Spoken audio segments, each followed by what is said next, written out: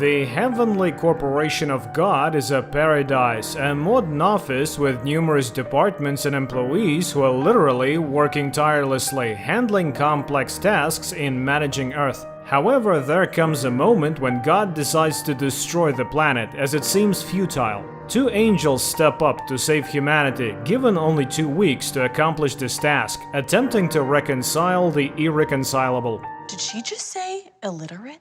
It looked like his eyes weren't moving.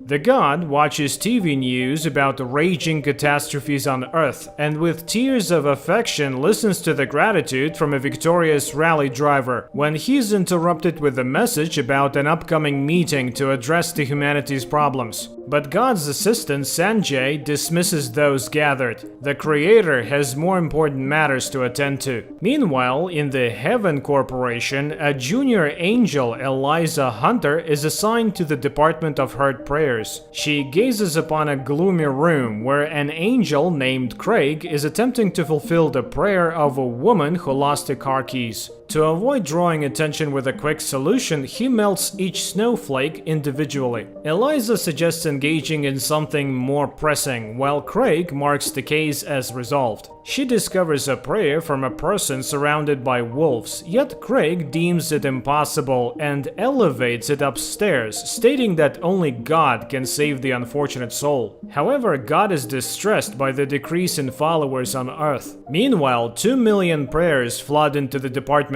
Craig rejoices, thinking his work will now proceed faster. As he steps away, Eliza finds a prayer from a dying man in need of water and activates a rain mode. An alarm immediately sounds. In her attempt to save one, she has inadvertently caused a flood, leading to the deaths of thousands. The department is overwhelmed with new prayers, and Craig reassures the distressed Eliza that everyone faces failures on their first day. While Eliza attempts to present hundreds of prayers to God, Craig notices a prayer from a man who lost a glove and begins fulfilling it. Eliza rushes straight to God, reminding him that he's the one who created Earth and bears responsibility for it. In response, the creator, for the first time in many years, calls a general assembly of the corporation and announces his decision to destroy the planet that brings too many problems. While the angels struggle to comprehend this news, God tells Sanjay that he will build a restaurant in place of Earth.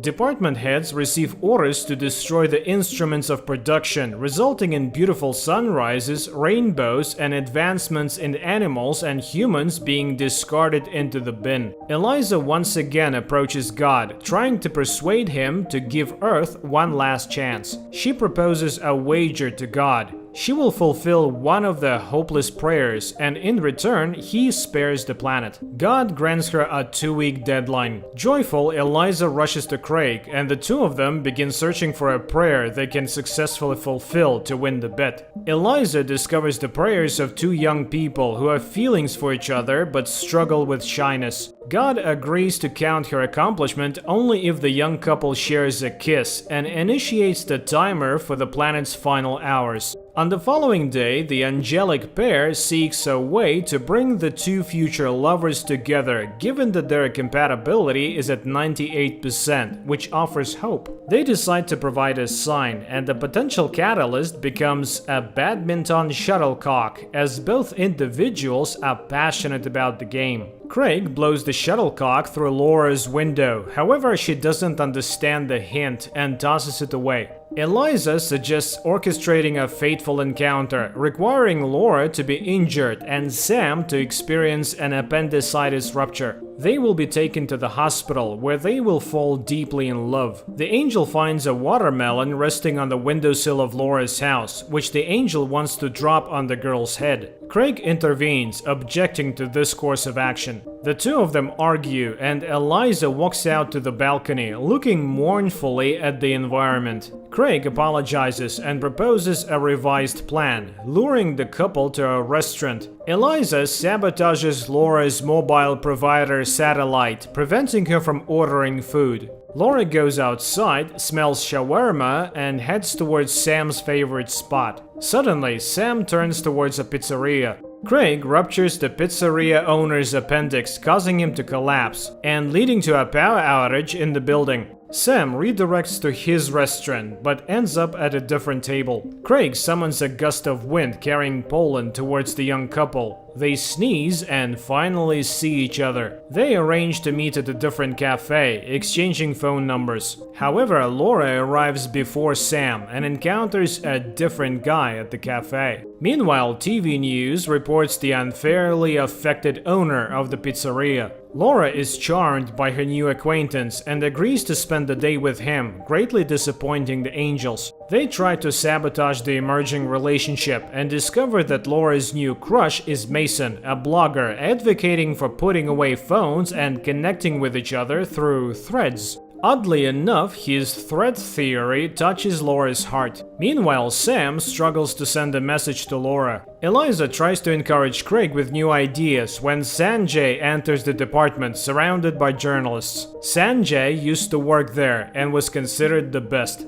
The Angels watch Mason invite Laura to China, intending to extend the largest thread there. Eliza suggests bringing in Sanjay for help, but Craig has already managed the task, causing a flood in China. Meanwhile, Sanjay talks about his new job, where he has to be the right hand of God. Suddenly, the creator calls him. He burned his hands and can't go to the bathroom by himself. On Earth, Mason complains to Laura that he gave up his apartment and now has nowhere to stay. Laura invites him to her place. Eliza rushes to Sanjay and Craig reluctantly follows her, asking for help from his rival. However, God summons the administrator again, who flees, leaving a humiliated Craig to open the door, revealing Sanjay's true actions to the journalists. The administrator hides in his office. Craig apologizes, acknowledging Sanjay as the best in the field, and asks for help. Sanjay takes action, learns that Mason's father is the president of an oil company, and engineers an accident at an oil rig, leading the company to bankruptcy. Mason's father cuts him off pocket money, and Mason throws a fit in front of Laura, causing his romantic aura to fade, revealing his true character. In the evening, Mason bombards Laura with messages, but she suddenly remembers Sam and sends him a text. Sam is elated, while Sanjay realizes that his place is in the department of heard prayers. Later, he shows Eliza that in his earthly life he was a prince, and she admits to being a warrior. As for Craig, he spent his entire life in a swamp, protecting his tribe from a non-existent swamp monster. Sanjay suggests luring the couple to a joint party, while Craig feels inadequate, as everything seems to work out perfectly for Eliza and Sanjay. The senior administrator of God, Rosie, tries to persuade Sanjay to return, but instead, Craig is called to go. Meanwhile, the man chosen by God as an apostle visits a psychoanalyst. Frustrated, God orders Craig to strike the disobedient one with a hurricane. The Angels observe Sam and Laura's behavior at the party and decide to increase the alcohol content in their drinks. Sanjay cranks up the speaker volume, bottles crash, and the punch bowl fills with alcohol. However, the couple is now too intoxicated to start a relationship. On Earth, the hurricane destroys only the house of a person known for their charitable activities. Sanjay rushes to Craig, who is holding back his impulses and is crucial to the department. But Craig refuses to return and continues to agonize, listening to the news anchor's outrage about the injustice of such punishment to devout people. Later, the victim appeals to God. He does not want to be a prophet. He has a lot to do on Earth. God orders to remove the dissenter. Upset, Craig smashes communication equipment and returns to the department, where the Angels try to find a way out of the situation. Craig starts a fire in the house where the party is taking place, and Sam leads Laura outside, where they agree to meet again. Satisfied, Angels watch as Sam's grandmother approves of his actions, but then notice flashing numbers. The woman has only 2 hours left to live. This, of course, delays the lovers' meeting. The Angels realize that they need to delay the time of death and go to the Lady Death herself. The kind lady explains that each person is assigned a random lifespan and dying later is not possible. One can only apply for a postponement, but it needs God's signature. The three of them go to the upper rooms, where they accidentally discover that God can cannot read. Eliza suggests deceiving God, who meets them with the cocktails they invented for the new restaurant, and Sanjay immediately suggests he sign an alcohol license. But then they witness God's anger, realizing that the chef tried to deceive him, and he banishes him to hell. God confesses that he can't read without glasses. Expecting anger, Eliza still hands over the document. God is about to sign it when Rosie stops him and advises the team to bail, as she's found a much better job and couldn't care less about Earth. Eliza convinces the woman that without her everything will collapse here and they will be punished. Then Rosie resorts to deception and makes God sign the document. The grandmother's lifespan is extended, Sam gets her approval for the date, and in the department of heard prayers, a toast is raised to Rosie. The day comes when God decides to present the restaurant idea to the main investors, his parents, and heads to their home. Meanwhile, the angels find out that Laura and Sam are planning to go to the movies. However, when they learn which movie it is, they realize that a kiss won't happen there. During this time, the creator has lunch with his parents, brother, and sister, who boast about their planets, and announces the presentation of the new idea. The angels try to come up with another romantic date, and Rosie remembers the kiss cam, where an operator finds a couple in the stands and makes them kiss. Craig is horrified by this idea. Laura and Sam are too shy. However, the others love Rosie's suggestion and don't listen to objections. Meanwhile, the creator presents the future restaurant, while Laura informs Sam about a fire in the movie theater, and he tells her that basketball game tickets fell on his head. To prevent mishaps, the angels take measures to prevent other couples from entering the stadium. Someone's car breaks down, someone loses their tickets, and someone's health falters. In the end, Laura and Sam are the only couple in the stadium and confess their mutual attraction. Craig calls on his colleagues to abandon the idea because Laura and Sam are about to kiss on their own. He tries to disable the equipment, but he is restrained and locked in a closet. Meanwhile, the parents inform God that they are not ready to invest in his idea because only one of the 9 planets he created has succeeded. At the stadium, the camera focuses on Sam and Laura, but they refuse to kiss in public. The team mascot approaches them, aggravating the situation. Just as Sam pushes the mascot away, Eliza bursts the appendix of the person in the mascot suit. The audience is horrified. They've killed Mr. Quackers. And God tries to explain to his parents the difference between a cow and a dog, and why the giraffe has a log instead of a neck. But the masterpiece is humans, to whom God gave free will in the hope that they would accomplish great things.